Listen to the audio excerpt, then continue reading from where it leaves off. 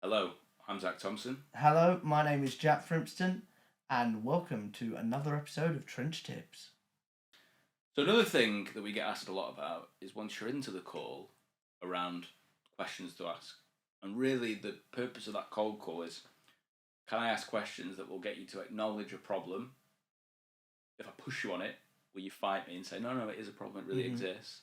And two, is there a motivation there to go through with demo, discovery, go around the stakeholders of the business? Is there a motivation to really do what it takes to solve that problem? Or have you just given up and accepted that's the way it is? So when it comes to questioning, where do you start? Good question. Wow. It's a good question. So, in what sense? So let's say I've laid out, here's my 3 problems that I solve. You probably don't have any of them. You're going to say, No, I could probably recognise some of them.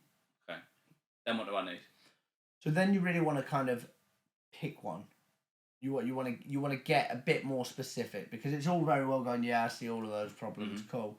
But if you see all of those problems, you sound a bit nonchalant. You're not that bothered about solving them. So pick one. Okay, and out of the things I said, what stood out to you the most? Yeah. And then you start moving into an example. Can you give me an example? What does that look like? I'll stop you there. That's where the magic happens with most calls. Is they say so.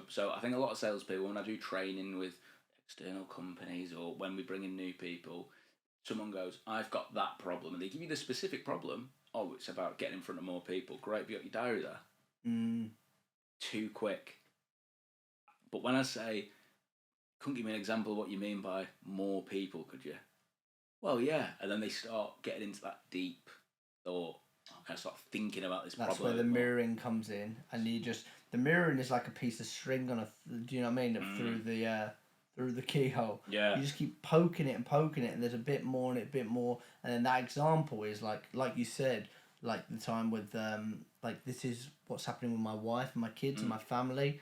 Well, all of a sudden you've just opened up, and you're probably at quite an emotional state. So when I tell you we can solve that, you're probably not going to tell me that we can't find some time. Exactly. So then we get into the example part, and then really there's some great questions that start happening here that will get people opening up without really put off any system, what you do, don't say anything. So they give you the example of the problem. And that might solve and tick a few different qualification boxes, but then you can start saying things like, when was the first time that you noticed this? Then I've got to think about it even deeper. What's bad about that? What's bad about that? What's good about that? Can I ask you, it's a really obvious question, but why is that bad? Well, because if I don't do anything, now we're talking. If you don't do anything about it, there'll be an impact. Yeah. Right, and that's what we're working towards. Okay, and then if you fix this, let's say you're working with us and we fixed it. I know you don't even know what we do yet, but how would you know it was working? What would the next 6-12 months look like? Okay, and what's good about that? Yeah. And then we're really getting into painting a picture, but what I'm not doing is persuading you. I'm asking you questions that get you to that. You're persuading yourself, and you're having that conversation. No, I think it's so important, and especially more so, I think, on discovery calls when it's face to face. I love it, and I go, especially like maybe it's somebody in America that I'm speaking to, maybe not, but I'm like, can I do like a bit of a Louis through and just check in? I know that I'm asking a lot of difficult questions. Are you all right? Yeah, I'm fine. Yeah, let's continue. Okay, yeah, just wanted to check in. And it's that check in of like, I wasn't asking loads and loads of difficult questions. I wasn't bombarding them. It felt conversational, but just acknowledging that.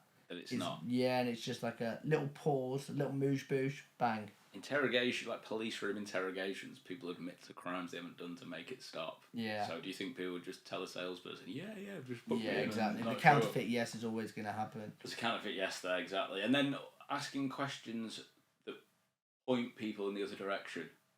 Almost imagine, here's a table full of things that you could do instead to solve this problem. You, my prospect, will take those off the table yourself. So ideally, at the end, you're left with just us that you could use. That's the untested thing. So in our world, in terms of like booking people meetings and stuff, it might be, I might ask a question to you like, how many clients do you reckon you've got, Jack, that really love you? I'd say 80 clients that really love me. 80? 80? 80. That's quite a lot, okay. And when you went to those 80 clients and said, who else do you know? You really love us. Who else do you know you could introduce us to that might love us just as much? What did they tell you? And the majority of people, because I know that we ask this a lot, will go, Oh, we've never done that. And then I say, oh, right, okay. There's a really uncomfortable follow-up question to this. Do you know what it is? And they go, you probably want to know why, don't you? I say, yeah. Then they go, confidence. They start listing off these different things. And then I don't stop there, and I still, okay, confidence where? Well, I don't think the sales team are confident enough to add that. Okay, then you start, they're not confident and they're not, and then you start to start all the holes. But very weird when you start telling people things they could do for free, they either go away and do them, or it makes them move closer to you. More. They want it more. Yeah. You know, so there's a lot of question out, but really what I'm looking to ascertain on that call, all those two things, is that a real problem? Or if I push you on it, do you still say, no, it's a real problem? Yeah. And the second one is, are you motivated to fix it? And motivation can typically be found in, have you got a problem? Can you give me an example of it? Can we talk a bit about how it impacts you? Yeah. Can we talk about the root causes when you first noticed it, what you've done to fix it, why that's not worked, what you think might work, if you go back to the start, blah, blah, blah. And then the desired future. So really what your expectations are in terms of once that's not a problem anymore, what does the world look like? What are your expectations? And the overriding umbrella to it all is, what is the emotion behind all this? Is it frustration? Is it annoyance? Is it excitement? If it's nothing's going to happen. No. And excitement is good. Like, people buy for excitement. People go and buy a sports car because they're excited. But really, pain is the biggest motivator. Pain is the biggest driver to make change. So that pain now, that's if you can find something there, they've got that problem and they're in pain, and you can put them out of their misery. Even excitement is rooted in pain sometimes. I'm excited to make this business work so I can prove to my parents that I'm worth something. Yeah. Ah, right, okay. And it's getting to the core of it. The deeper you go and the more personal it gets, and the deeper you go and the more someone's going, good question. Yeah. And the deeper you go and there's long pauses and the conversation starts to really slow down, that's when you get into deep thought.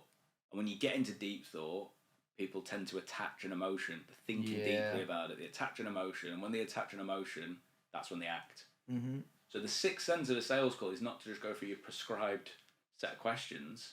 It's to find the point when that happens. The biting point. The biting point, exactly. And then go, now's the time for my nice, soft close. I'm not going to suddenly force myself on someone. I'm going to just simply say, well, look, don't know enough about you yet. Have helped other people with this problem before. If I could fix it, would there be any reason not to look at that further? Yeah. And you've done the job, and if you get to that point and it's not happening, you need to look upstream and say, I probably failed somewhere along the way. I've not asked the right question. Yeah. And when you're selling software, and we do it for our clients, typically you get to a point where you've done that level of question, they say, okay, well, what do you do then? Do we sit down and do a demo? And they start offering the next steps to you. That's it, closing themselves. The days of ABC... They're long gone. Long gone. WTF. WTF.